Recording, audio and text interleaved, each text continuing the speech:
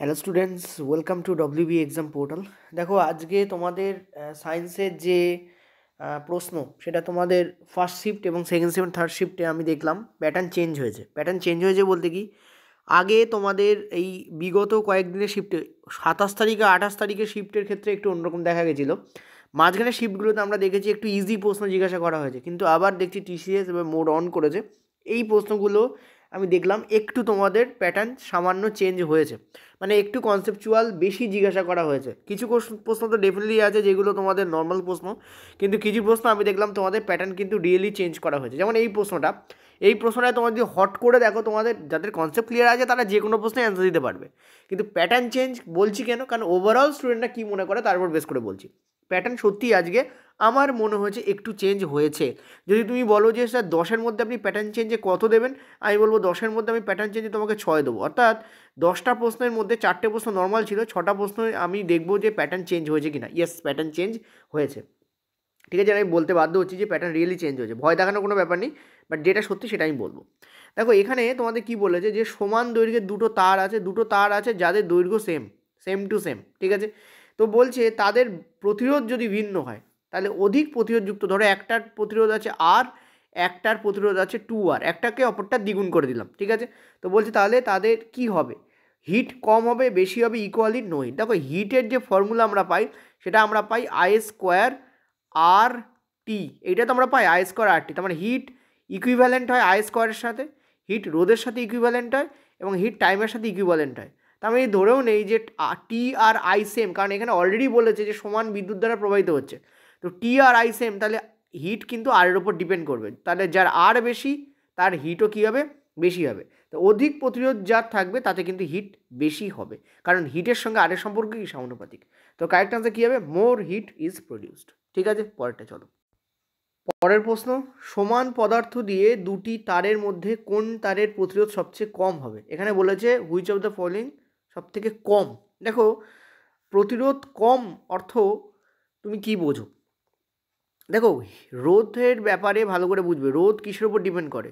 আমরা জানি রোধ লেন্থের সঙ্গে সমানুপাতিক হয়, রোধ ক্রস সেকশনের যে এরিয়া আছে তার সঙ্গে ব্যস্তানুপাতিক হয়, এটা আমরা জানি। আর রোধ রেডিয়াসের সঙ্গেও কি হয়, তার স্কোয়ার ফরম্যাটে ব্যস্তানুপাতিক সম্পর্কে থাকে। ঠিক আছে, এই তিনটে জিনিস আমরা জানি। তাহলে বলো, রোধ কার বেশি হবে।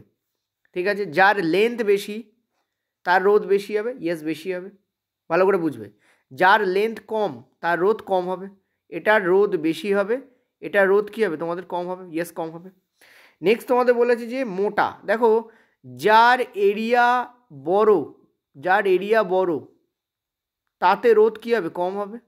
যার এরিয়া বড় তাতে রোধ কম হবে, ইয়েস। যার এরিয়া ছোট তাতে রোধ বেশি হবে, কারণ ক্রস সেকশনের এরিয়ার সাথে রোধের সম্পর্ক ব্যস্তানুপাতিক।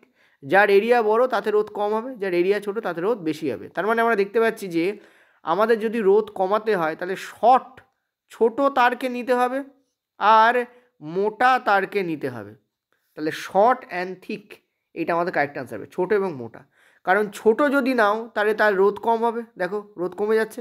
আর মোটা যদি নাও তাহলে তার রোধ কম হবে। দুটো টিক চিহ্ন ডাউন কোথায় আছে, একটা ছোটোতে আছে, একটা মোটাতে আছে। তো এই দুটো আমাদের অ্যান্সার হবে। ঠিক আছে, তো this will be the correct answer. চলো, বলেছে যে which of the following differentiated organisms can form a new organism from its body part. তোমরা হাইড্রাকে তো দেখোইছো, ঠিক আছে, হাইড্রাকে দেখেছো।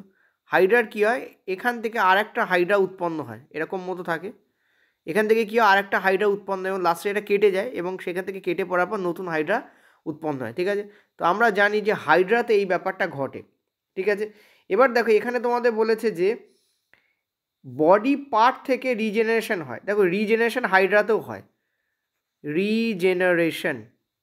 রিজেনারেশন কোথায় হয়, হাইড্রাতেও হয়। কিন্তু এইটাকে আমরা কি বলবো, এটাকে আমরা বলবো বার্ডিং।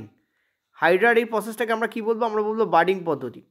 তো এটাও তোমাদের একটা টাইপের ফর্ম, যেখানে আমরা দেখতে পাচ্ছি যে অংশ কেটে বাদ যাচ্ছে এবং তারপর নতুন অংশ তৈরি হয়। কিন্তু তুমি দেখতে পাবে, তোমরা যখন প্ল্যানেরিয়াকে দেখো, প্ল্যানেরিয়ার ক্ষেত্রে কী দেখো, এই দেখো হচ্ছে প্ল্যানেরিয়া হচ্ছে মুখ, এইটা এর অংশ কেটে নিয়েছো।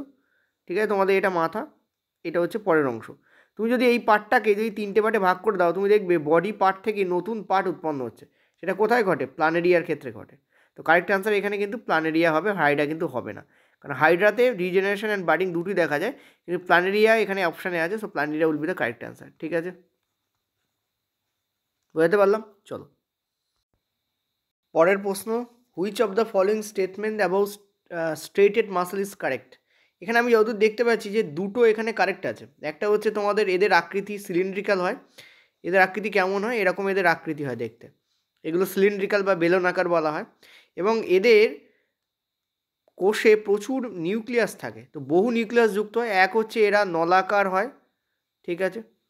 নেক্সট হচ্ছে এরা বহু নিউক্লিয়াস যুক্ত হয়, বহু নিউক্লিয়াস যুক্ত হয়। আর এদের গায়ে ব্যান্ড থাকে, মানে যদি তুমি এদেরকে অনুবীক্ষণ যন্ত্রের তলায় রেখে রঞ্জিত করো তাহলে তুমি কী পাবে? এদের গায়ে দাগ দেখতে পাবে, ব্যান্ড বা দাগ দেখতে পাবে, হালকা ব্যান্ড এবং গাঢ় ব্যান্ড দেখতে পাবে, ঠিক আছে। এই জন্যই এদেরকে রেখিত পেশি বা সরেক পেশি বলা হয়। এদের আরেকটা নাম হচ্ছে সরেক পেশি এদেরকে বলা হয়, ঠিক আছে। কি বলা হয়? সরেক পেশি বলা হয়, ওকে। আর এটা তো কারেক্টই দেখতে পাচ্ছি আমরা। দাগহীন তো হয়, দাগহীন তো নয়, দাগ যুক্ত হয়। আচ্ছা, এদের কিন্তু কোনো শাখা পোশাখা থাকে না, এরা ইচ্ছাধীন নিয়ন্ত্রণ, হ্যাঁ মনে রাখবে এরা কিন্তু নিয়ন্ত্রণ, অর্থাৎ এদেরকে নিয়ন্ত্রণ করা যায়, ঠিক আছে। এদেরকে কি করা যায়? এদেরকে নিয়ন্ত্রণ করা যায়, নিয়ন্ত্রণ করা যায়। এরা ভলেন্টারি কমান্ডে থাকে, তো নিয়ন্ত্রণ করা যায়, এটাও কারেক্ট। তো এখানে বেসিক্যালি কারেক্ট কোনটা? দেখো, এও কারেক্ট, ডিও কারেক্ট, এই দুটো আমাদের কারেক্ট হচ্ছে, এ অ্যান্ড ডি, ঠিক আছে। অপশানও তো ওইভাবেই ছিল। চলো পরেরটাতে কি বলেছে দেখো, উত্তর লেন্সের সামনে, উত্তর লেন্স দ্যাট মিন্স এই লেন্স, ঠিক আছে। উত্তর লেন্স, উত্তর লেন্সের সামনে অর্থাৎ এইখানে কোনো বস্তু থেকে আসা প্রধান অক্ষের সমান্তরালের রশ্মিগুচ্ছ। আচ্ছা, প্রধান অক্ষের সমান্তরালে একটা রশ্মিগুচ্ছকে আমি যদি একটু আঁকি তাহলে বেটার বুঝতে পারবো। এই হচ্ছে ডটেড লাইন দিয়ে দিচ্ছি, এটা হচ্ছে আমাদের প্রধান অক্ষ, এই ডটেড লাইন হচ্ছে আমাদের প্রধান অক্ষ। এর সঙ্গে সমান্তরালে একটা লাইন আমাদের আঁকতে হবে, চলো এই কালিটা নিয়ে নিই। এর সঙ্গে সমান্তরালে আমাদের লাইন হচ্ছে এই লাইন, ঠিক আছে, এই লাইন। এবং হচ্ছে বলছে কি, সমান্তরালে রশ্মি, সমান্তরাল হলে রশ্মি, তারপর কি বলেছে? রশ্মি হলে, আচ্ছা বাংলাটা ইংলিশটা পড়ি। When the rays from the object incident on a convex lens are parallel to the parallel axis, okay, what happens to the image, অর্থাৎ ইমেজের কি হয় এক্ষেত্রে?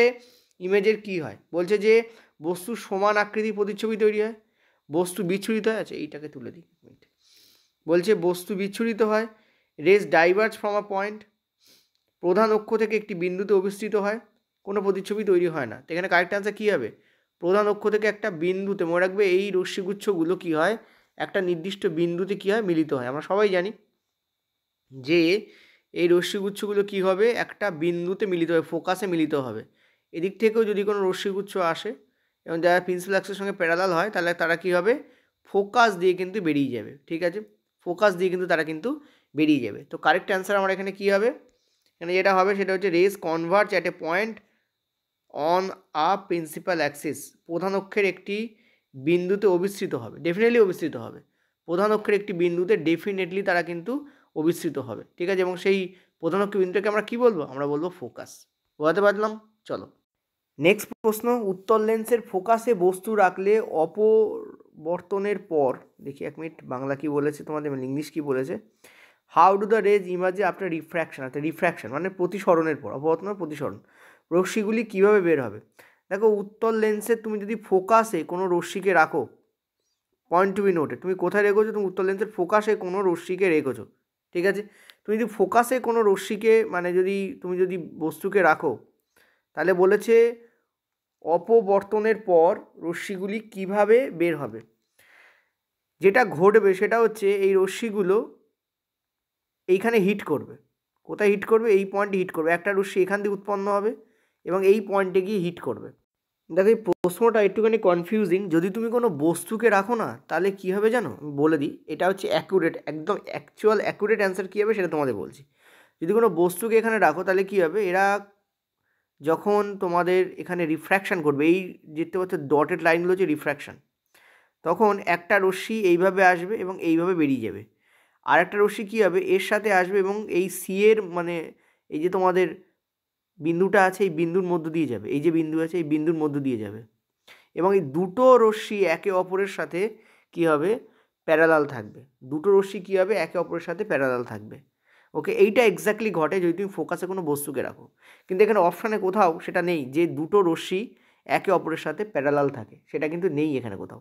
তার মানে এখানে বলতে চেয়েছে, এখানে আর একটা কেস হয়, সেই কেসটার কথা এখানে বলতে চেয়েছে। উত্তল লেন্স ধরো এটা, এবং তুমি ফোকাসে একটা বস্তুকে রেখেছো এবং বস্তুটা হচ্ছে একটা পয়েন্ট অবজেক্ট, ঠিক আছে।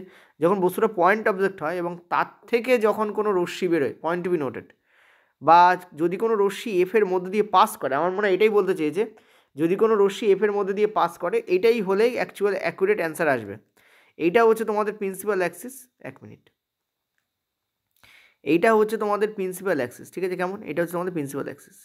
এবার দেখো, যদি কোনো রশ্মি, এটা তোমরা সবাই জানো এটা কি ঘটবে, যদি কোনো রশ্মি এফের মধ্য দিয়ে পাস করে, আচ্ছা ওই গাড়িটা নেই, যদি কোনো রশ্মি কী করে, এফের মধ্য দিয়ে পাস করে, ঠিক আছে, তাহলে সে কী করবে, এই জায়গায় এসে মিট করবে। আচ্ছা একটু হেলি দিতে হবে, নাহলে দাঁড়াবে না ব্যাপারটা।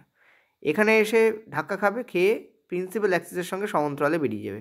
এটা হতে পারে, কিন্তু এটা এখানে যা বলেছে সেই অনুযায়ী এর অ্যান্সার এটা হয় না, ঠিক আছে। যদি এইটাই তোমাদের, এটা 1 নম্বর কেস, এটা 2 নম্বর কেস, যদি পয়েন্ট টু বি নোটেড, যদি তোমাদের 1 নম্বর কেসটাকে অ্যান্সার হতে হয়, তাহলে 1 নম্বর কেসটাই হবে এর রিয়েল অ্যান্সার। আর যদি 2 নম্বর কেসটা, যেটা অপশানে বলেছে এইটা, এটা যদি অ্যান্সার হতে হয়, 2 নম্বর কেসের অ্যান্সার এইটা হবে। কখন হবে, যদি বলা হয় যে কোনো রশ্মি ফোকাস দিয়ে বেরোচ্ছে, তখন কি ঘটবে, কোনো রশ্মি কী দিয়ে বেরোচ্ছে, ফোকাস দিয়ে বেরোচ্ছে, ফোকাস দিয়ে নির্গত হচ্ছে। যদি কোনো রশ্মি ফোকাস দিয়ে নির্গত হচ্ছে এমন হয়, তাহলে প্রতিসরণের পর সেটা প্রিন্সিপাল অ্যাক্সিসের সাথে সমান্তরালে যাবে, তখন অ্যান্সার এইটা আসবে, ঠিক আছে। বোঝাতে পারলাম তো? আমার মনে হচ্ছে কোনোভাবে এখানে বুঝতেই পারছো কোশ্চেন্সটা একটু এলে, কারণ এগুলো তো বুঝতে পারছো শেয়ার্ড কোশ্চেন্স, ঠিক আছে, সুতরাং এদিক ওদিক হতে পারে। তো আমি দুটো কেসই তোমাদের বলে দিলাম। তোমরা দেখবে তোমাদের যে এনসিইআরটি আছে তাতে এইভাবেই আঁকা আছে, যখন কোনো বস্তুকে তুমি ফোকাসের ওপর বসাবে, এই নীল বস্তুকে ফোকাস হবে, তখন এর থেকে যে আলো আসবে না, সেটা এই দুইভাবে হয়, এবং এই দুটো রশ্মি একে অপরের সাথে প্যারালাল থাকে, ঠিক আছে। এটাই অ্যাকচুয়াল অ্যান্সার হওয়া উচিত। ওকে, ক্লিয়ার হয়েছে? চলো নেক্সট, পরেরটাতে দেখো। আগের প্রশ্নে যদি সত্যিই বস্তুকে ফোকাস ওপর রাখলে কী ঘটবে এটা বলে, তাহলে এটা কিন্তু মারাত্মক কনসেপচুয়াল প্রশ্ন, কারণ ওই প্রশ্নটা যারা রে ডায়াগ্রাম আঁকতে জানে না তাদের পক্ষে অসুবিধা হয়ে যাবে, ঠিক আছে। কি বললাম, বস্তুকে ফোকাসে রাখলে কী হয় যদি এটা প্রশ্ন আসে, আর যদি বলা হয় কোনো রশ্মি ফোকাসের মধ্যে দিয়ে যাচ্ছে, তাহলে এর অ্যান্সার তোমরা রেডিমেড জানো, 4টে কেস হয় তার মধ্যে একটা, ঠিক আছে। আচ্ছা, নিম্নলিখিত কোন প্রক্রিয়া পূর্ণ বিবিধীকরণ দেখা যায়, কমপ্লিট ডিফারেন্সিয়েশন দেখা যায়। কমপ্লিট ডিফারেন্সিয়েশন শব্দের অর্থ কী, একটা দেহ যেটা চোখ, কান, নাক, মুখ এবং তার যা যা আছে সব কটা অঙ্গে সে বিভেদিত হচ্ছে, কমপ্লিট। তো বলছে ইন হুইচ প্রসেস, বলছে বার্ডিং প্রসেস। বার্ডিং কিন্তু এটা কিন্তু তোমাদের ওই মুকুল যেটা গাছে হয় তার নয়, এটা তোমাদের হাইড্রার যে মুকুল বার্ডিং, সেইটার কথা বলতে চেয়েছে, ঠিক আছে। নেক্সট বলছে খণ্ডন, ফ্র্যাগমেন্টেশন, ঠিক আছে। ফ্র্যাগমেন্টেশন কোথায় হয়, আমরা জানি খণ্ডীভবন বা ফ্র্যাগমেন্টেশন আমাদের কোথায় হয় বলো, সেখানে। নেক্সট হচ্ছে বলছে বিভাজন বা ফিউশন, আরেকটা অপশান তোমাদের এখানে ছিল হয়তো মেবি কোনোভাবে কেটে গেছে, ঠিক আছে। আরেকটা অপশান তোমাদের ছিল কোনোভাবে কেটে গেছে। তো অ্যাকচুয়াল অ্যান্সার কমপ্লিট ডিফারেন্সিয়েশন কোথায় হয় এটা জিজ্ঞেস করেছে। দেখো একটা জিনিস ইম্পর্টেন্ট, সেটা হচ্ছে বার্ডিং পদ্ধতিতে কিন্তু এই কমপ্লিট ডিফারেন্সিয়েশন সম্ভব, ঠিক আছে। বার্ডিং পদ্ধতিতে কি হয়, কমপ্লিট ডিফারেন্সিয়েশন সম্ভব, ঠিক আছে। কমপ্লিট ডিফারেন্সিয়েশন সম্ভব বার্ডিং পদ্ধতিতে। বার্ডিং এবং তোমাদের রিজেনারেশন, এই দুটো পদ্ধতি হচ্ছে বেসিক পদ্ধতি, যে পদ্ধতিতে কিন্তু কমপ্লিট ডিফারেন্সিয়েশন সম্ভব। রিজেনারেশন মানে হচ্ছে পুনরুৎপাদন, পুনরুৎপাদন। দেখে নিও বানানটা একটু তোমরা, পরশু দন্তান্ন মেবি এখানে থাকবে, জাস্ট এক মিনিট, ঠিক আছে। কিন্তু অ্যাকচুয়াল অ্যান্সার সেক্সুয়াল রিপ্রোডাকশন হওয়া উচিত, কারণ সেক্সুয়াল রিপ্রোডাকশনেই অ্যাকচুয়াল জীবকে দেখা যায়, যেখানে পূর্ণ ডিফারেন্সিয়েশন দেখা যায়, ঠিক আছে, পুনরুৎপাদন। ওকে, কিন্তু এই দুটো অ্যান্সার হবে না। ফ্র্যাগমেন্টেশন তো অ্যান্সার হবে না কখনোই, ঠিক আছে। ফ্র্যাগমেন্টেশন অ্যান্সার হবে না কেন, স্পাইরোগাইডা বলে এক ধরনের উদ্ভিদ আছে, স্পাইরোগাইডা বলে এক ধরনের উদ্ভিদ আছে, যে কী করে দেহের বিভিন্ন অংশ সে কী করে খণ্ডিত করে, দেহের বিভিন্ন অংশ সে কী করে খণ্ডিত করে, ঠিক আছে। এবং এই খণ্ড থেকে আবার নতুন জীবের উৎপত্তি হয়, এই খণ্ডগুলো বেড়ে যায় এবং বেড়ে কি হয়, নতুন জীবের উৎপত্তি হচ্ছে। ঠিক আছে, এখানে সুতরাং এই ফেজে আমরা কি দেখতে পাই, এই ফেজে আমরা দেখতে পাই যে আমরা ফ্র্যাগমেন্টেশন পদ্ধতি কিন্তু এই ডিফারেন্সিয়েশন করে না, অর্থাৎ সম্পূর্ণ নতুন জীব জন্ম দিচ্ছে কিন্তু সেখানে পূর্ণ বিবিধীকরণ সম্ভব নয়। ঠিক আছে, ফিউশন পদ্ধতিতেও হয় না। ফিউশন পদ্ধতি আমাদের কোথায় দেখা যায়, এটা তো বললাম, যেটা তোমাদের স্পাইরোগাইরাতে দেখা যায়। স্পাইরোগাইরাতে তোমাদের দেখা যায়। আর ফিউশন কোথায় দেখা যায়, ফিউশন এটা ফিউশন কোথায় দেখা যায়, অনেক জীবে দেখা যায়, যেমন অ্যামিবাতে দেখা যায়, লিসমেনিতে দেখা যায়। অ্যামিবাতে যেমন দ্বিবিভাজন দেখা যায়, ঠিক আছে, প্লাজমোডিয়ামে যেমন বহু বিভাজন দেখা যায়। ঠিক আছে, তো অ্যামিবাতে ফিউশন দেখা যায়, অ্যামিবা। আর ফিউশন কোথায় দেখা যায়, প্লাজমোডিয়াম, ম্যালেরিয়ার পরজীবী প্লাজমোডিয়াম। ঠিক আছে, এই জন্য এরা খুবই ডেঞ্জারাস, একটা ভেঙে বহু কোষে বিভাজিত হয়ে যায়। লিসমেনিয়া, কালাজ্বরের জীবাণু, লিসমেনিয়া, এও ডেঞ্জারাস। ঠিক আছে, তো এই হচ্ছে তোমাদের তিনটে জীবে দেখা যায় ফ্র্যাগমেন্টেশন, স্পাইরোগাইরার মতো বিভিন্ন যে এককোষী শৈবাল আছে তাদের দেখা যায়। ঠিক আছে, ক্লিয়ার হয়েছে আশা করি। তো বার্ডিং এখানে এই অপশান, যদি আমি তিনটে অপশানের মধ্যে কোনটা ধরি তাহলে বার্ডিং অ্যান্সার হওয়া উচিত। ক্লিয়ার? চলো নেক্সট পয়েন্টটাতে। পরেরটা কি বলেছে দেখো, যখন 10 কেজি ভরের ওপর সুষম বল ক্রিয়া করে তখন সেই বস্তুর ত্বরণ কী হবে। দেখো 10 কেজি ভরের ওপর যখন সুষম বল শব্দের অর্থ হচ্ছে প্রতিমিত বল। ঠিক আছে, সুষম বল মানে হচ্ছে প্রতিমিত বল, যেটা হচ্ছে আমরা এখানে সুষম বল বলতে দেখো এখানে বলেছে ব্যালেন্স ফোর্স, ক্লিয়ারলি দেখতে পাচ্ছ। সো এখানে প্রতিমিত বলের কথাই বলেছে, কিন্তু প্রতিমিত বল হচ্ছে এমন বল যে বল বস্তুর অবস্থার পরিবর্তন ঘটায় না, বস্তুর অবস্থার পরিবর্তন ঘটাতে পারে না। ঠিক আছে, পরিবর্তন ঘটায় না, তাকে আমরা বলি ব্যালেন্স ফোর্স। ঠিক আছে, মানে তুমি একটা দেয়াল রয়েছে, তুমি দেয়ালকে ঠেলছো কিন্তু দেয়াল নড়ছে না, এক্ষেত্রে কী হচ্ছে, ফোর্স ব্যালেন্সড হয়ে যাচ্ছে। ঠিক আছে, তোমার ফোর্স এই বল, এই যে তোমাদের দেয়াল দ্বারা ব্যালেন্সড হয়ে যাচ্ছে। বা দই টানাটানি খেলায় যখন এক দল টানছে অপর দলও টানছে তখন কেউ কাউকে ফেলতে পারছে না, এক্ষেত্রে ফোর্স ব্যালেন্সড হচ্ছে। যেই মাত্র এক দল ছেড়ে দেবে সঙ্গে সঙ্গে আরেক দল কিন্তু গিয়ে উল্টে কিন্তু পড়বে। ঠিক আছে, সেটাকে আমরা কী বলি, আমরা বলি ইমব্যালেন্সড ফোর্স। তো এটা হচ্ছে তোমাদের যখন ব্যালেন্স থাকবে তখন তাকে ব্যালেন্স ফোর্স, না হলে ইমব্যালেন্স মানে অপ্রতিমিত। এক্ষেত্রে আমরা দেখব যে প্রতিমিত বলের দ্বারা অ্যাক্সেলারেশন পসিবল নয়, তো শূন্য হবে এখানে। ঠিক আছে, balance force does not create any type of acceleration. ঠিক আছে, কারণ অবস্থা পরিবর্তন হচ্ছে না, তো তাহলে অ্যাক্সেলারেশন হবে কী করে। অ্যাক্সেলারেশন কাকে বলে, যে বস্তু এখানে আছে স্থির অবস্থায় তাকে গতি দেওয়াকে অ্যাক্সেলারেশন বলে। ঠিক আছে, কারণ গতি, ত্বরণ থাকলে গতি থাকবে, কিন্তু এখানে তো নেই। ক্লিয়ার হয়েছে আশা করি ক্লিয়ার হয়েছে। This will be the correct answer. ঠিক আছে, ওকে চলো। আচ্ছা, এখানে আরেকটা জিনিস ছোট্ট করে বলে দিই, যদিও আমি এই কথাটা একবার বলেছি, বাট বলেছি একটুখানি ঘুরপথে, তো এর অ্যাকুরেট ব্যাখ্যাটা দরকার, যেহেতু ফিজিক্স এখানে আলোচনা হচ্ছে। সেটা হচ্ছে, অনেকে ভাববে যে ব্যালেন্সড ফোর্স যেই আসবে তার মানে বস্তু মনে স্থির থাকবে, এটা কিন্তু রং।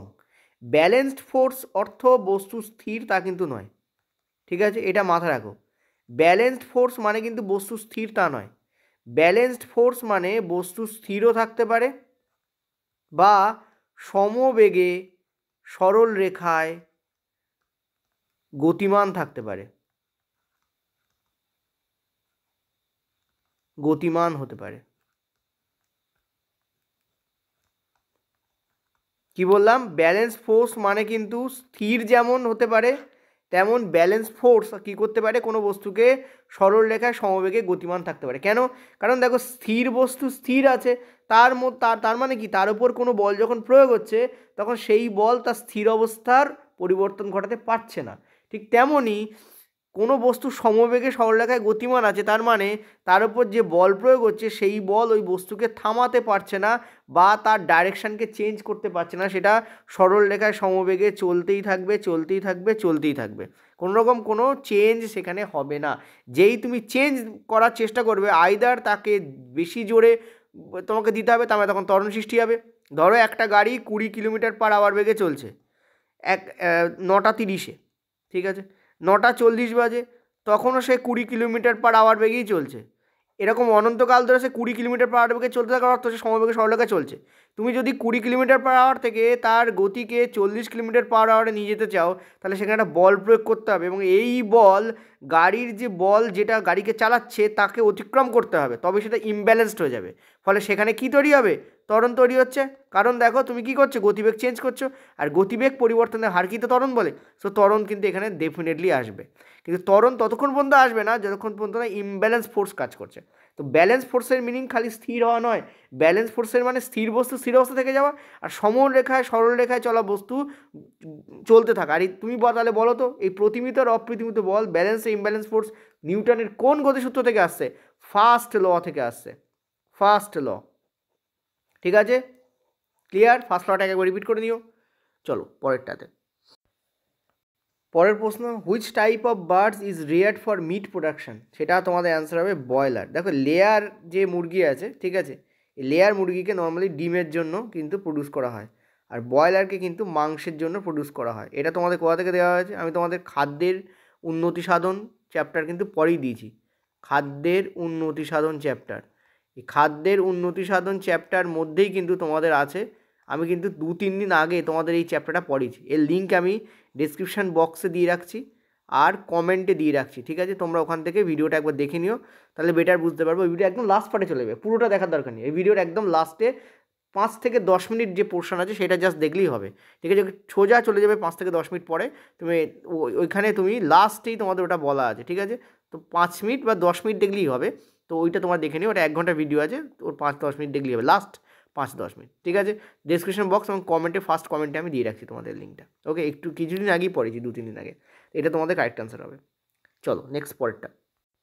নেক্সট প্রশ্ন তোমাদের জন্য কি বলেছে দেখো, বলেছে এসিআর আর আরইআর এর মধ্যে পার্থক্য কী? স্মুথ এন্ডোপ্লাজমিক রেটিকুলাম আর তোমাদের রাফ এন্ডোপ্লাজমিক রেটিকুলামের মধ্যে পার্থক্য কী?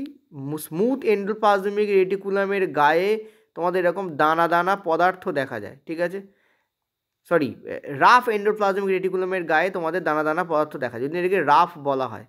আর স্মুথ এন্ডোপ্লাজমিক রেটিকুলামের গায়ে এরকম কোনো পদার্থ দেখা যায় না। এর কারণ এই দানা দানা পদার্থগুলোকে কি বলা হয়? রাইবোজোম বলা হয়।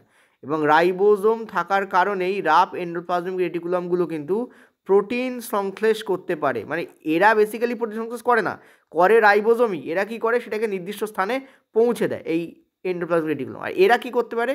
এরা হচ্ছে লিপিড সংশ্লেষ করতে পারে। কি করতে পারে? লিপিড।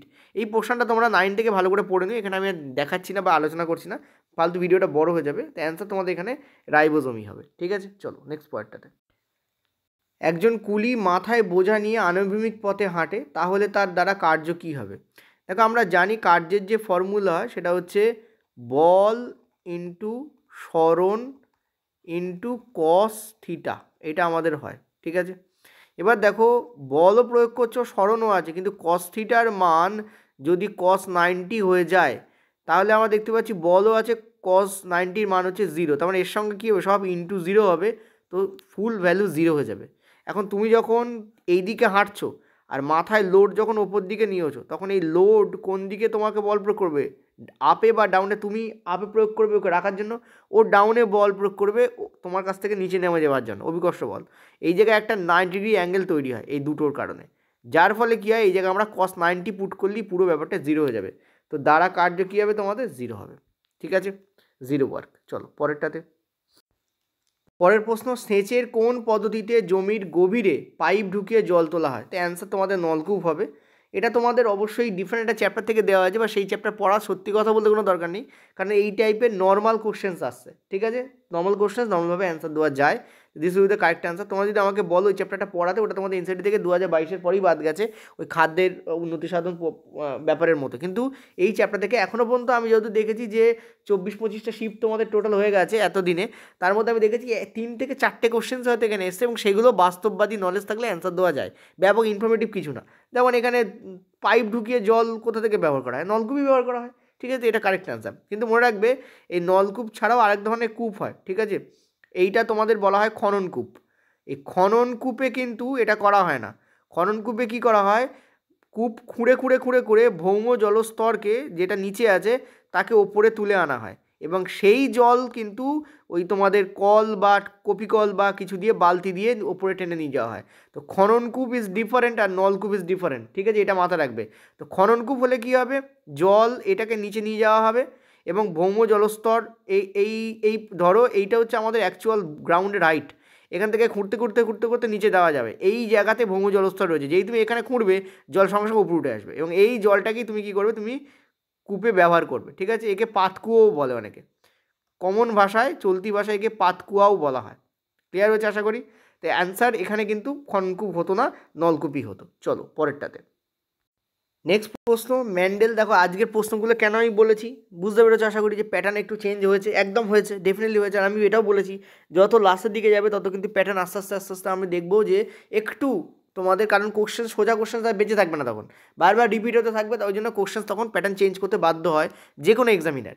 তো বলছে ম্যান্ডেল তার বংশগতির পরীক্ষায় মটর গাছের টিটি অবস্থায় অবনমিত রিসেসিভ লক্ষণ কেন দেখা যায়। দেখো টিটি, ঠিক আছে, এক মিনিট, এখানে একটু ইংলিশটা পড়ি।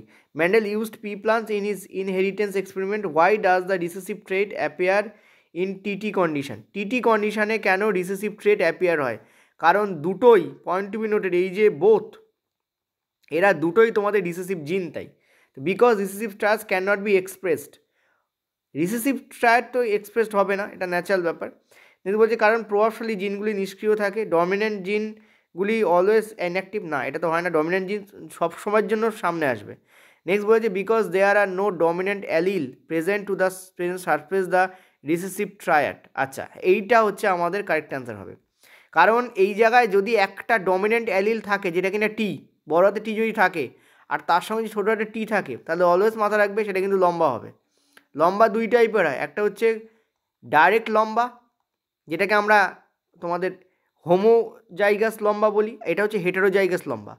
তো হেটেরোজাইগাস লম্বাতে কী হয়, বড় হাতের টি আর ছোটো হাতের টি মিশ্রণ থাকে, সেটাও লম্বা, এটাও লম্বা, ঠিক আছে। এক্ষেত্রে কী হচ্ছে, এই বড় হাতের টি ছোটো হাতের টিকে প্রকাশ হতে দিচ্ছে না, কিন্তু যখন তুমি দুটোই ছোটো হাতের টি পাবে তখন তুমি কী দেখবে, এখানে কোনো ডমিন্যান্ট অ্যালিল নেই যে এই ছোটো হাতের টিকে কী করবে, সাপ্রেস করবে, ফলে এটাই আমাদের কারেক্ট অ্যান্সার হবে, সি আমাদের কারেক্ট অ্যান্সার হবে। খুবই ক্রিটিক্যাল কোশ্চেন, তুমি দেখতে পাচ্ছ এই কোশ্চেন্সটা তোমরা যদি এনসিইআরটি পড়ো, তাও যদি বারবার পড়ার পরেও কিন্তু তোমাদের কোশ্চেন সামনে না দিলে তোমরা বুঝতেই পারবে না যে এরকম কোশ্চেন হতে পারে ওখান থেকে, ঠিক আছে। এইটা আমাদের কারেক্ট অ্যান্সার হবে। এখানে প্রথমটা কেন কাটলো, ডিটা বলছে পরিবেশগত কারণে, এটা অ্যান্সার নয়, জেনেটিক কারণে হয়। Next because recessive triad can not be express. দেখো রিসেসিভ ট্রায়াড কখনো এক্সপ্রেস হতে পারে না, এটা ভুল কথা। যদি পয়েন্ট টু বি নোটেড, যদি সেখানে কোনো ডমিনেন্ট ট্রায়াড না থাকে তখন রিসেসিভ ট্রায়াডই এক্সপ্রেস হয়, যেটা হচ্ছে ছোটো হাতের টি, ঠিক আছে। যে দেখো ডমিনেন্ট ট্রায়াড নেই তো রিসেসিভ ট্রায়াড এক্সপ্রেস হবে, তো কখনোই এক্সপ্রেস হতে ক্যান নট বি এক্সপ্রেস, এটা ভুল কথা, এক্সপ্রেস হচ্ছে বলেই তো দেখা যাচ্ছে। বলছে why does a recessive triad appear in TT condition, কেন করে দেখা যায়, কারণ ডমিনেন্ট ট্রায়াড নেইটাই রিসেসিভ ট্রায়াড বেরিয়ে আসে, ঠিক আছে। ক্লিয়ার হয়েছে আশা করি, ওকে। চলো পরেরটাতে। পরের প্রশ্ন দেখো কি বলেছে, বলেছে যদি দুই বস্তুর ভর অর্ধেক করা হয় এবং তাদের মধ্যবর্তী দূরত্ব অর্ধেক করা হয়, তাহলে আকর্ষণ বলের উপর কী প্রভাব পড়বে। দেখো এখানে প্রথমে একটা বস্তু ছিল, তারপরে এই একটা বস্তু ছিল, ঠিক আছে। এই বস্তুর মাস ধরো এম আর এই বস্তুর মাস ধরো ছোটো হাতের এম, এদের মধ্যে ডিস্ট্যান্স ধরো ছিল, যদিও সেন্টার টু সেন্টার হয়, আমি নর্মালি করছি ডি, ঠিক আছে। তাদের এর মধ্যে আকর্ষণ বল কী হবে, আমরা জানি ফোর্স তোমাদের কী হবে, এর যে ডি তার স্কোয়ারের সাথে ব্যাসানুপাতিক সম্পর্কে থাকবে, আর ভরগুলোর সাথে, ভরগুলোর গুণফলের সাথে কী হবে, সমানুপাতিক সম্পর্কে থাকবে। তার মানে ফোর্সের ভ্যালু এখানে কী হবে, ফোর্সের ভ্যালু এখানে একটা কনস্ট্যান্ট চলে আসবে জি, ঠিক আছে, m1 m2 by D square, এই তো তোমাদের হয় বেসিক্যালি, তাই না, এটা তোমাদের হয়। এবার দেখো এখানে আমরা এবার পরের কন্ডিশনে আমরা কী করছি, এটা ফোর্স 1, এগুলো ফোর্স 1 ছিল। ফোর্স 2তে আমরা কী করছি, এমটাকে আমরা m/2 করছি, আর এটাকেও আমরা কী করছি m/2, এখানে বলেছি দেখো ভর, দুই বস্তু ভরকে অর্ধেক করে দেওয়া হচ্ছে, ঠিক আছে, ওকে। আর ডিস্ট্যান্স কী করা হচ্ছে, ডিস্ট্যান্সও অর্ধেক করা হচ্ছে, তোমার d/2 করে দেওয়া হচ্ছে, ঠিক আছে। তাহলে কী হয়ে যাবে, দেখো এখান থেকে কী আসবে, f2 এর মান কী আসবে, জি তো জি থাকবে, কারণ জি তো চেঞ্জ হয় না, এটা তো কনস্ট্যান্ট। এটা আসবে তোমাদের m/2 ইন্টু, এটা আসবে তোমাদের m/2 ইন্টু, এটা কি আসবে, দেখো 1/d/2 তার হোল স্কোয়ার আসবে, কারণ এটা অলওয়েজ নিচে থাকবে, এবার টোটাল মানটাই এইটা, সেটা নিচে চলে যাবে। এখান থেকে আমরা কী পাচ্ছি, দেখো এটাকে আমরা পাচ্ছি হচ্ছে d/4 আসবে, তাই না? ভালো করে বোঝো, ডি স্কোয়ার বাই 4 আসবে, সেইটা আসবে। এই 4কে ক্যান্সেল করে দেবে, তার মানে আগের পজিশনে চলে আসবে। তো এম বাই ডি স্কোয়ার, দেখো আগেরটা এটা ম্যাচ করে গেছে। F2 ইকুয়াল টু F1 ছিল এইটাও, F2 দেখো এইটাও, তো কী হবে? অপরিবর্তিত থাকবে। কেন? কারণ যেহেতু মাসকে তুমি হাফ করছো, ফলে এই ভ্যালুটা কী করবে? অপরিবর্তিত থেকে যাবে, কারণ এর যে ফোর্স সেটা ওপরে চলে গিয়ে এই দুটোকে ক্যান্সেল আউট করে দিচ্ছে, সেই জন্য। তো অ্যান্সার আমাদের কী হবে? অপরিবর্তিত থাকবে। দেখো আমি কেন বললাম যে আমাদের শিফটের যে প্যাটার্ন সেটা চেঞ্জ হয়েছে। ডেফিনেটলি চেঞ্জ হয়েছে। আমি আজকে যে কারেন্ট অ্যাফেয়ার্স খেয়াল করেছি, কারেন্ট অ্যাফেয়ার্সের লেভেল একটু ডাউন ছিল, কিন্তু সায়েন্সের লেভেল একটু আপ ছিল। ঠিক আছে, আমার আজকে মনে হচ্ছে ব্যক্তিগতভাবে অন্য দিনের কারেন্ট অ্যাফেয়ার্স ছিল। যদি ওই কারেন্ট অ্যাফেয়ার্স যদি আমাকে দেওয়া হয় তো আমি করতে পারবো না, করতেই পারবো না, কারণ কারেন্ট অ্যাফেয়ার্স সত্যি কথা বলতে আমার পড়া হয় না। ঠিক আছে, কারেন্ট অ্যাফেয়ার্স হচ্ছে তার জন্য যে পড়বে, পড়াকু ছেলের জন্য কারেন্ট অ্যাফেয়ার্স। কারেন্ট অ্যাফেয়ার্স তুমি যদি না পড়ো, তুমি ডেফিনেটলি অ্যান্সার করে আসতে পারবে না, কারণ ওটা টোটালি ইনফরমেশন বেস, আর এগুলো হচ্ছে কনসেপচুয়াল বেস প্রশ্ন। বোঝাতে পারছি? চলো পরেরটাতে। পরের প্রশ্ন কি বলেছে দেখো, বলেছে যে নিম্নলিখিত কোনটিতে সর্বাধিক আন্ত অনু আকর্ষণ বল থাকবে? Which of the following are the strongest intermolecular force? দেখো আমরা যখন কঠিনের কথা বলি, তখন কঠিনের কণাগুলো কিন্তু একে অপরের সাথে চিপকে অবস্থায় থাকে, এবং এক্ষেত্রে আন্তঃমলিকুলার ফোর্স অর্থাৎ ইনার মলিকুলার ফোর্স সব থেকে বেশি হয়। আমরা যদি তরলের কথা বলি, তাহলে তরলে কিন্তু অণুগুলো একে অপরের কাছাকাছি থাকে এবং ভাইব্রেট করে, এবং এক্ষেত্রে আমরা দেখেছি আন্তঃমলিকুলার ফোর্স থাকে কিন্তু একটু কম থাকে। ঠিক আছে, আর গ্যাসে আমরা দেখেছি যে এখানে যদি একটা অণু থাকে, এই জায়গায় একটা অণু থাকে, এখানে একটা অণু থাকে, সো এদের মধ্যে আন্তঃমলিকুলার ফোর্স অত্যন্ত কম হয়। এখানে কি বলেছে? সর্বাধিক থাকবে। তো অ্যান্সার হবে যেটা এখানে কঠিন, কোনটা অ্যান্সার হবে? লোহার ছড় বা রড, আয়রন রড। তো this will be the correct answer. ঠিক আছে, নেক্সট পয়েন্টে চলো। বলছে অর্গ্যানিক কম্পাউন্ডে নিচের কোনটা থাকতেই হবে? ঠিক আছে, অ্যাটলিস্ট ওয়ান কার্বন অ্যাটম, কেবলমাত্র কমপক্ষে একটা কার্বন অ্যাটম তো দেবেনই থাকতে হবে, তাহলে অর্গ্যানিক কম্পাউন্ড কী করে হবে? শুধুমাত্র হাইড্রোজেন নয়, কারণ আমরা দেখেছি যে OH যেটা কিনা তোমাদের অ্যালকোহল, তাতে কিন্তু ORH থাকে কার্বনের সঙ্গে। ঠিক আছে, তো হাইড্রোজেন, অক্সিজেন, ক্লোরিন এগুলো থাকতেই পারে, কিন্তু এখানে বলেছে কোনটা উপস্থিত থাকতেই হবে, এখানে থাকতেই হবে, মাস্ট বলেছে। তো অ্যান্সার তোমাদের কিন্তু ডেফিনেটলি কার্বন অ্যাটম উপস্থিত থাকতেই হবে, তা নাহলে হাইড্রোকার্বন কার্বন যৌগ পসিবল নয়। ঠিক আছে, অর্গানিক কম্পাউন্ড পসিবল নয়। ঠিক আছে, চলো পরেরটাতে। পরের প্রশ্ন, which of the following statements about ethanol is correct? Ethanol হচ্ছে ইথাইল অ্যালকোহল। ঠিক আছে, তো বলছে কোনটা তোমাদের কারেক্ট? ইথাইল অ্যালকোহলকে ইথানল বলা হয়, এটা সবাই জানো আমরা, ইথাইল অ্যালকোহল, আর মিথানল হচ্ছে মিথাইল অ্যালকোহল, ইথাইল অ্যালকোহল। ওকে, C2H5OH লিখে দিলাম। তো কী বলছে যে এটা জলে দ্রবণীয়। অ্যালকোহল জলে দ্রবণীয়? জলে অদ্রবণীয় না, আমরা জানি যে অনেক সময় অনেকেই, বুঝতেই পারছো, তো সেক্ষেত্রে আমরা দেখতে পাই যে সেটা জলে মিশিয়েই কিন্তু পানীয় হিসেবে পান করা হয়। তো ডেফিনেটলি এটা জলে ইনসলিউবল বা অদ্রবীভূত হয়, তা কিন্তু নয়। নেক্সট হচ্ছে সব সময় CO2 তৈরি করে, তাও নয়। হ্যাঁ, কিন্তু একে যদি তুমি আগুনের সংস্পর্শে আনো এবং যদি তুমি পোড়াও, একে যদি আগুন দাও, তাহলে ডেফিনেটলি এটা কার্বন কম্পাউন্ড আছে, সো কার্বন বাতাসে অক্সিজেনের সঙ্গে বিক্রিয়া করে CO2 ডেফিনেটলি উৎপন্ন করে, কিন্তু সবসময় তা নয়। এটা একটি সুগন্ধিত দ্রব্য না, ইথাইল অ্যালকোহল সুগন্ধি দ্রব্য এইভাবে ধরা হয় না। ঠিক আছে, যদিও এর একটা গন্ধ আছে, বাট সুগন্ধি এইভাবে ধরা হয় না। কারেক্ট অ্যান্সার আমাদের এটা হবে, এটা জলের সঙ্গে মিশে যায় এবং পানীয় অ্যালকোহল হিসেবে পান করা হয়। তো this will be the correct answer here. আরেকটা জিনিস তোমাদের যদি বলা হয় এই ইথাইল অ্যালকোহলের কি লিটমাসের উপর কোনো এফেক্ট আছে? না, ইথাইল অ্যালকোহলের কিন্তু লিটমাসের উপর কোনো এফেক্ট পড়ে না, কারণ এটা কোনো অ্যাসিডিক বা ক্ষারীয় নয়, so no effect on litmus, মনে রাখবে এটা। চলো নেক্সট পরেরটাতে। পরের প্রশ্ন কি বলেছে দেখো, বলেছে যে ম্যান্ডেল তার মটর গাছের পরীক্ষায় নিম্নলিখিত কোন বৈশিষ্ট্যটি নির্বাচন করেনি? দেখো ম্যান্ডেল টোটাল 7টা বৈশিষ্ট্য উনি নির্বাচন করেছিলেন, তার মধ্যে পাতার আকৃতি কিন্তু ছিল না। তো correct answer will be this, পাতার আকৃতি কিন্তু ছিল না। ঠিক আছে, 7টা বৈশিষ্ট্যের মধ্যে কিন্তু পাতার আকৃতি ছিল না। দেখো এই হচ্ছে 7টা বৈশিষ্ট্য। ওকে, সিড ফর্ম অর্থাৎ কেমন, সিডের গড়ন কেমন, রাউন্ড নাকি কুঞ্চিত, সিডের কালার তোমাদের হলুদ নাকি সবুজ, পট ফর্ম অর্থাৎ যার মধ্যে শুঁটি, যেটাকে আমরা বলি মটরশুঁটির শুঁটি, যার মধ্যে ওটা থাকে সেটা কি তোমাদের ইনফ্লেটেড অর্থাৎ ফোলা নাকি কনস্ট্রিক্টেড অর্থাৎ কুঞ্চিত। নেক্সট হচ্ছে তোমাদের পট কালার, গ্রিন নাকি ইয়েলো, ফুলের যে রং অর্থাৎ ফ্লাওয়ার কালার অর্থাৎ পার্পেল নাকি হোয়াইট। নেক্সট হচ্ছে ফ্লাওয়ার পজিশান, সেটা একদম ওপরে অবস্থান করে না কক্ষে অবস্থান করে অর্থাৎ অ্যাক্সিয়াল নাকি টার্মিনাল। নেক্সট হচ্ছে স্টেম লেন্থ অর্থাৎ হাইট, যেটা কিনা আমরা সবসময় বলি টল নাকি শর্ট, ঠিক আছে। তো এই টোটাল 7টা বৈশিষ্ট্য উনি কিন্তু কী করেছিলেন, নির্বাচন করেছিলেন।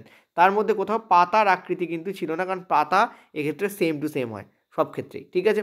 চলো নেক্সট পরেরটাতে। আচ্ছা, আরেকটা জিনিস এখানে জিজ্ঞাসা করা হয় যে এর মধ্যে কোনটা তোমাদের প্রকট কোনটা প্রচ্ছন্ন। মনে রাখবে ওপরটা হচ্ছে তোমাদের প্রকট বৈশিষ্ট্য আর নিচেরটা তোমাদের প্রচ্ছন্ন বৈশিষ্ট্য, ঠিক আছে।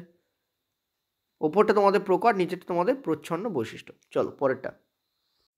বলেছে বায়ুতে ধ্বনির বেগ 346 মিটার পার সেকেন্ড, তাহলে জলে ধ্বনির বেগ তোমাদের কত হবে।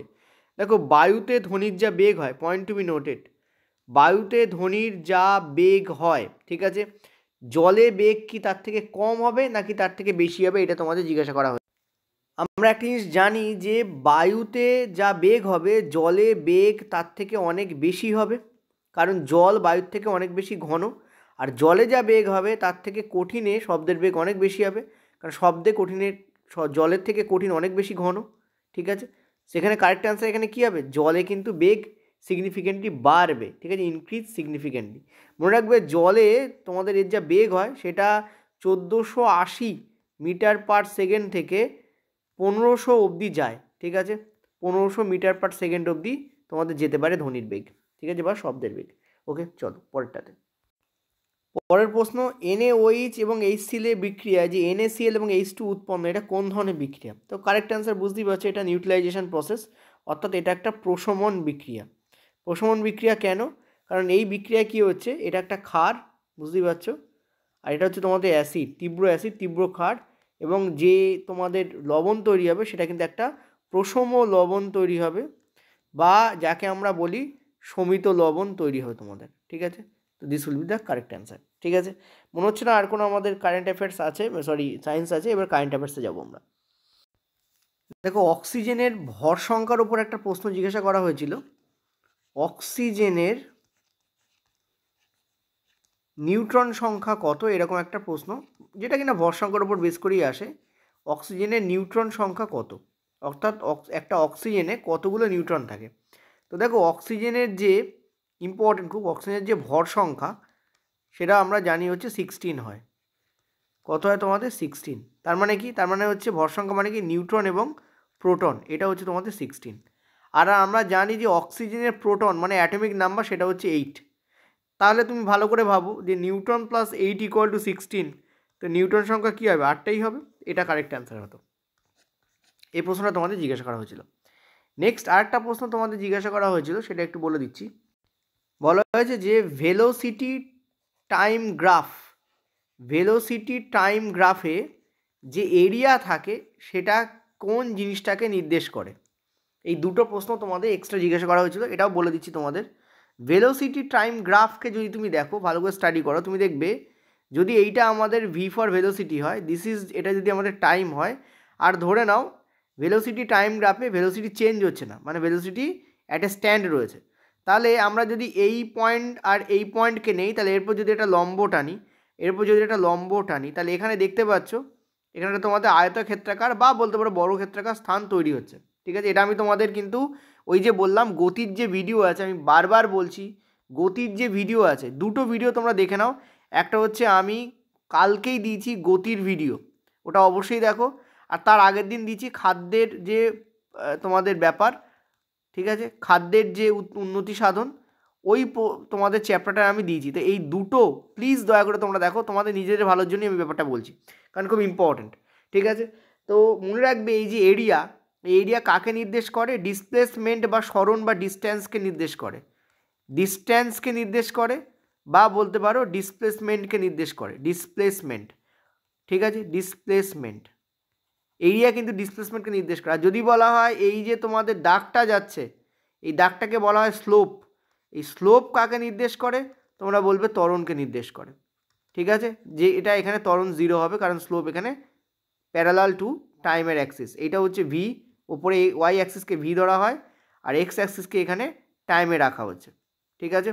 ওকে, তো তোমরা আমাকে বলতে পারো যে কেন ডিস্ট্যান্স আর ডিসপ্লেসমেন্টকে এই এরিয়াটা বোঝায়, এই যে এরিয়া কেন ডিস্ট্যান্স অ্যান্ড ডিসপ্লেসমেন্টকে বোঝায়। আমি তোমাদের বারবার বলেছিলাম যে আমরা দেখতেই পাচ্ছি পরিষ্কারভাবে যে এইটার যে এরিয়া হবে সেটা আমাদের কি হবে, সেটা আমাদের হবে হচ্ছে দৈর্ঘ্য ইন্টু প্রস্থ, ঠিক আছে, যদি আমরা আয়তক্ষেত্রেই ধরে নিই দৈর্ঘ্য কিন্তু প্রস্থ হবে, দৈর্ঘ্য ইকুয়াল টু কি, দৈর্ঘ্য ইকুয়াল টু দিস অর্থাৎ ভেলোসিটি, আর প্রস্থ সরি ভুল বললাম, প্রস্থ ইকুয়াল টু কি, প্রস্থ ইকুয়াল টু হচ্ছে ভেলোসিটি, এই যে এটা হচ্ছে বি ভেলোসিটি মানে এটা হচ্ছে আমাদের প্রস্থ, আর দৈর্ঘ্য ইকুয়াল টু হোয়াট, দৈর্ঘ্য ইকুয়াল টু টাইম মানে টি। তোমরা বলো ভি ইন্টু টি করলে কী হয়, ডিস্টেন্স বেরোয়, ইয়েস ডিস্টেন্স বেরোয়। কেন, ভি মানে হচ্ছে স্পিড, টি মানে হচ্ছে টাইম, স্পিড ইন্টু টাইম করলে ডিস্টেন্স তো আসে। তোমরা তো টাইম স্পিড ডিস্টেন্সের ফর্মুলা তো পড়েছো যে স্পিড ইন্টু টাইম করলে ডিস্টেন্স আসে, তো এখানে দৈর্ঘ্য হচ্ছে টি, এটা হচ্ছে ভি, তাই আমাদের একটা ডিস্টেন্স আসবে, দ্যাট ইজ ওয়াই ডিস্টেন্স আসে। আর যেহেতু ভেলোসিটি বলছি ফলে ডিস্টেন্স না হয় আমরা এটাকে ডিসপ্লেসমেন্ট বলবো, বেটার আসবে। বোঝাতে পারলাম? এটা হচ্ছে তোমাদের একটু ক্রিটিক্যাল জিনিস, ওখানে আমি আরও ডিটেলসে বলেছি, চিত্র এঁকে বলেছি, তো ওই জায়গাটা একবার দেখো, কারণ এই চিত্রটা ডিফারেন্ট টাইপের হতে পারে, ঠিক আছে। তোমরা দুটো লিঙ্ক ফলো করবে, আর যে কমেন্টে দেখবে, কমেন্টে দেওয়া আছে একটা অ্যাপের লিঙ্ক দেওয়া আছে, ইনফ্যাক্ট 3টে গতির আর খাদ্যের অনুদেশন ভিডিও দেওয়া আছে, ওই 3টেকে জাস্ট ফলো করে হয়ে যাবে। চলো আমরা এবার কারেন্ট অ্যাফেয়ার্সে যাবো। প্রশ্ন বলছে তোমাদের, বহুপক্ষীয় সামরিক মহড়া জাপাত 2025 কোন দুটো দেশের মধ্যে হয়েছিল? তো এখানে তোমাদের বলেছে রাশিয়া এবং বেলরুস, তো এটাও তোমাদের অ্যান্সার হবে, রাশিয়া বেলরুস এটাও অ্যান্সার, ঠিক আছে। রুশের মধ্যেও তোমাদের হয়েছিল। মনে রাখবে এখানে অনেকগুলো দেশ একসঙ্গে করে, সেটা হচ্ছে ভারত, তারপর তোমাদের হচ্ছে চীন, তারপর তোমাদের হচ্ছে কাজাখস্তান, ঠিক আছে, এরকম অনেক আছে, বেলরুস যেটা এখানে দেওয়া রয়েছে তোমাদের, রুশ, ওকে, অনেকগুলো দেশ থাকে, তো এখানে অ্যান্সার তোমাদের এখানে বেলরুস আর তোমাদের রাশিয়া নেবে, ওকে, বেলরুস আর রাশিয়া তোমাদের নেবে। জাপাত 2025 এটা তোমাদের সেপ্টেম্বর মাসে এটা তোমাদের হয়েছে, সেপ্টেম্বর 2025, মানে দেখুন লেটেস্ট কারেন্ট অ্যাফেয়ার্স, ঠিক আছে। আর ভারতের পক্ষ থেকে 57 তোমাদের স্থলবাহিনী, ঠিক আছে, স্থলবাহিনী, আর তোমাদের 7টা বায়ু এয়ার, আর তোমাদের একটি তোমাদের নেভি সিস্টেম ওখানে অংশগ্রহণ করেছিল, ঠিক আছে। ইম্পর্টেন্ট, এটা হচ্ছে ইন্ডিয়ার বললাম, ইন্ডিয়া, ক্লিয়ার? তো অ্যান্সার আমাদের এইটা হচ্ছে। বলেছে যে স্পোর্ট ফর গুড অ্যাওয়ার্ড, এটা হচ্ছে লোরেস কর্তৃক এই অ্যাওয়ার্ড দেওয়া হয়, ঠিক আছে, লৌরেস, ঠিক আছে, লৌরেস এটা একটা ফাউন্ডেশন, তো লৌরেস কর্তৃক, লৌরেস বলে একটা ফাউন্ডেশন আছে, তাদের কর্তৃক এই অ্যাওয়ার্ড দেওয়া হয়। দেখো স্পোর্টসের উপর বেস করে যত অ্যাওয়ার্ড আছে সব পরিমাণ অ্যাওয়ার্ডই জিজ্ঞেস করা হচ্ছে। এটা কি তুমি তোমার সোশ্যালাইজেশনের মাধ্যমে বা অন্য কোনো হেল্পের মাধ্যমে তুমি স্পোর্টকে কিভাবে অ্যাক্টিভ রাখছো এবং কিভাবে খেলাধুলার উন্নতির স্বার্থে তুমি কাজ করছো, ঠিক আছে, for its development, for its development, ঠিক আছে, DEVELOPMENT, ফর ইটস ডেভেলপমেন্ট, ঠিক আছে। এইটাই হচ্ছে তোমাদের এই Laureus sport award for good award 2025 এই জন্য দেওয়া হয়, ঠিক আছে। এবছর কে পেয়েছে, কিক ফর লাইফ বলে একটি ফাউন্ডেশন আছে, তারা এই অ্যাওয়ার্ডটা পেয়েছে, ঠিক আছে। তো এটা আমাদের কারেক্ট অ্যান্সার হবে। নেক্সট পয়েন্টটা চলো। নেক্সট প্রশ্ন সেম জায়গা থেকে নেক্সট প্রশ্ন জিজ্ঞেস করা হয়েছিল তোমাদের অন্য দাগে, যে Laureus world sportsman of the year 2025 কে হয়েছে? এটাও খুব ইম্পর্টেন্ট কোশ্চেন্স। এখান থেকে তোমরা গুগলে সার্চ করে লোরেস ওয়ার্ল্ড স্পোর্টসম্যান, স্পোর্টস ওম্যান এগুলো একবার বার করে নিয়ে একবার নিজের একটু পড়ে নেবে, ভীষণ ইম্পর্টেন্ট। সেটা হচ্ছে মুন্ডো ডুপ্লান্টিস, ইনি এইটা পেয়েছেন, ঠিক আছে। চলো নেক্সট, ওটাও কিন্তু লোরেস এই সেম থেকেই ছিল, আগে যেটা রেখেছি আমি ওটাও পড়েছিল। পরের প্রশ্ন, সিভিল ডিফেন্স মক ড্রিল যেটা 27শে মে 2025 244টি ডিস্ট্রিক্টের মধ্যে কোঅর্ডিনেট করে তোমাদের করানো হয়, ঠিক আছে। এর অ্যাকচুয়াল নাম ছিল কি, অপারেশন অভ্যাস, এর অ্যাকচুয়াল নাম ছিল কি, অপারেশন অভ্যাস, ঠিক আছে। আমাদের যে ভারত পাকিস্তানের যে আবহ চলছিল সেই আবহের নিরিখে এখানে এই অপারেশন অভ্যাস বলে এটা কিন্তু তোমাদের করা হয় অ্যাকচুয়ালি, এবং এটাকে বলা হয় সিভিল ডিফেন্স মক ড্রিল, ঠিক আছে। এবং এটা কেন করা হয়, আতঙ্কবাদ এবং অন্যান্য জায়গা থেকে ভারতবাসী বা যারা আছেন ওই এলাকায়, ঠিক আছে, তাদেরকে এর বিরুদ্ধে কিভাবে রুখে দাঁড়াতে হবে, মানে যদি কোনো আচমকা হামলা হয়, শুধু আতঙ্কবাদ নয়, কোনো প্রাকৃতিক দুর্যোগ যদি হয়, যেমন তোমাদের সুনামি হতে পারে, ভূমিকম্প হতে পারে, প্রাকৃতিক দুর্যোগ ইত্যাদি ব্যাপারে নিজেদেরকে কিভাবে প্রোটেকশান দেব, কিভাবে তৎক্ষণাৎ ব্যবস্থা গ্রহণ করব, সেটার ব্যাপারে কিছু তোমাদের অ্যাওয়ারনেস ক্যাম্পেইন টাইপের এটা, ঠিক আছে, এবং সে ব্যাপারে কিভাবে আমরা ব্যবস্থা গ্রহণ করব, এটা হচ্ছে তোমাদের এই মক ড্রিলের মূল বিষয় ছিল।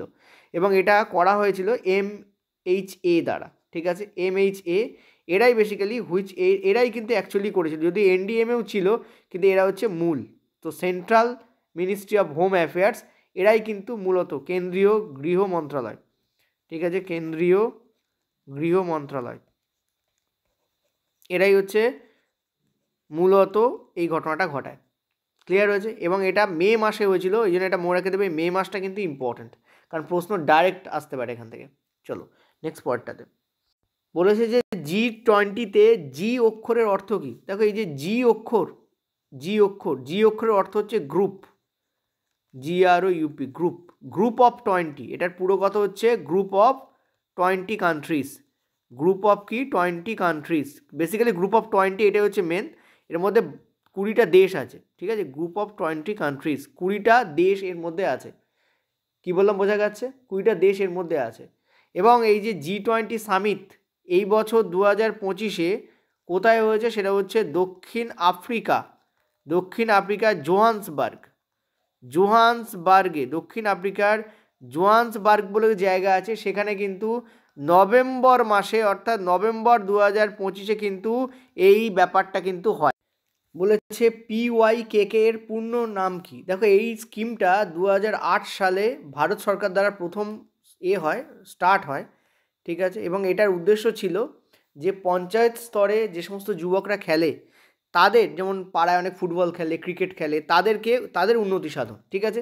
এটার পুরো কথা হচ্ছে এইটা, পঞ্চায়েত যুবক ক্রীড়া অ্যান্ড খেল অভিযান, ঠিক আছে, যেহেতু মানে অ্যান্ড খেল অভিযান, ঠিক আছে। তো এইটা তোমাদের টোটালের মিনিং, মানে পুরো কথা, এটা ইম্পর্টেন্ট খুব। এবং 2014 সালে যতটা আমি তোমাদের ইন্টারনেট থেকে পড়ে পাচ্ছিলাম, এর নাম চেঞ্জ করা হয়, রাজীব গান্ধী খেল অভিযান।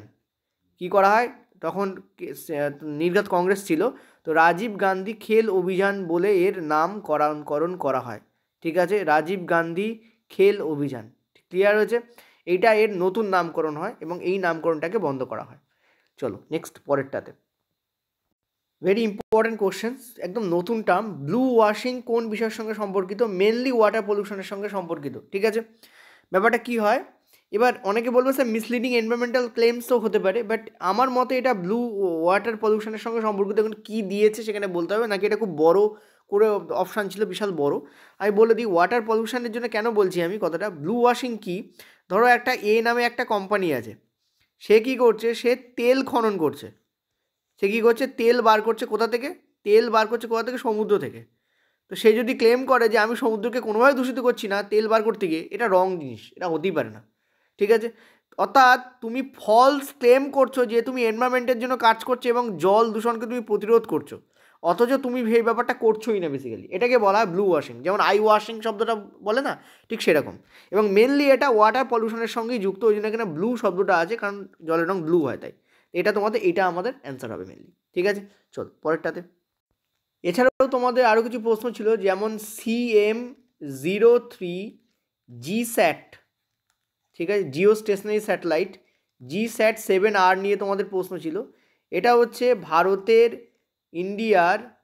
ইন্ডিয়াস হেভিয়েস্ট, সব থেকে ভারী, ঠিক আছে, সব থেকে ভারী উপগ্রহ, সব থেকে ভারী কি উপগ্রহ, সব থেকে ভারী উপগ্রহ, ভারতের সব থেকে ভারী উপগ্রহ হচ্ছে CM03 GSAT 7R, ঠিক আছে। এর ওয়েট হচ্ছে তোমাদের 4410 কেজি এর ওয়েট, এটা নিয়ে প্রশ্ন ছিল। এবং এটা কোথা থেকে উৎক্ষেপণ করা হয়েছে এটাই প্রশ্ন ছিল মেনলি। এটা শ্রীহরিকোটা থেকে উৎক্ষেপণ করা হয়েছে, শ্রীহরিকোটার সতীশ ধাওয়ান যে তোমাদের উৎক্ষেপণ কেন্দ্র আছে, সতীশ ধাওয়ান উৎক্ষেপণ কেন্দ্র আছে, সেখান থেকে উৎক্ষেপণ করা হয়েছে। সতীশ ধাওয়ান উৎক্ষেপণ কেন্দ্র থেকে কি করা হয়েছে, এটাকে উৎক্ষেপণ করা হয়েছে, ঠিক আছে, ভীষণ ইম্পর্ট্যান্ট। ওকে, এটা কোন রকেট দিয়ে উৎক্ষেপণ করা হয়েছে, সেটা LVM-3M5 এই রকেট দিয়ে এটাকে উৎক্ষেপণ করা হয়েছে। This is the name of the rocket. ঠিক আছে, this is the name of the rocket. Mainly কী করবে এটা তোমরা জানো যে আমাদের চারপাশে যে নেভি সিস্টেম আছে অর্থাৎ ইন্ডিয়ান নেভি, তাদেরকে সাপোর্ট করার জন্য, তারা কোথায় যাচ্ছে, কোন দিকে যাচ্ছে, তাদের জাহাজের পজিশান কী ইত্যাদিকে জানানোর জন্য, এবং অন্যান্য আরও কিছু কাজ আছে, মেন কাজ এইটা, তার জন্য এটা করা হয়েছে। ঠিক আছে, নেক্সট হচ্ছে তোমাদের ইম্পর্টেন্ট, সেটা হচ্ছে এমএন মাল্টি ন্যাশনাল এক্সারসাইজ। ঠিক আছে, আমি এমএন বলে লিখতে হচ্ছে, এটা হচ্ছে মাল্টি ন্যাশনাল মানে বহু দেশীয়, মাল্টি ন্যাশনাল মানে বহুদেশীয় একটি তোমাদের বলতে পারো যে যুদ্ধাভ্যাস বলতে পারো, বা এক্সারসাইজ বলতে পারো, মেরিন এক্সারসাইজ মেনলি এটা। ঠিক আছে, এক্সারসাইজ, বহুদেশীয় এক্সারসাইজ, যার নাম হচ্ছে তোমাদের লা পারৌস। ঠিক আছে, এইটা তোমাদের কোথায় হয়েছে দেখো, নাম শুনে বুঝতে পারছো এটা ফ্রেঞ্চ নাম, তো ফ্রান্সে হয়েছে ডেফিনেটলি গেল। ঠিক আছে, বাই ফ্রান্সের দ্বারা এটা করা হয়েছে, এবং কোথায় করা হয়েছে, জানুয়ারি 2025 এটা হয়েছে, মানে করা হয়েছে। এবং এখানে ভারতের যে জাহাজ অংশগ্রহণ করেছিল, ইন্ডিয়ান নেভির যে জাহাজ অংশগ্রহণ করেছিল, তার নাম জিজ্ঞেস করা হয়েছিল যে এই এক্সারসাইজে ইন্ডিয়ান নেভির যে জাহাজ অংশগ্রহণ করেছে, ঠিক আছে, শিপ, তার নাম কি? তার নাম হচ্ছে তোমাদের আইএনএস, ঠিক আছে, মুম্বাই।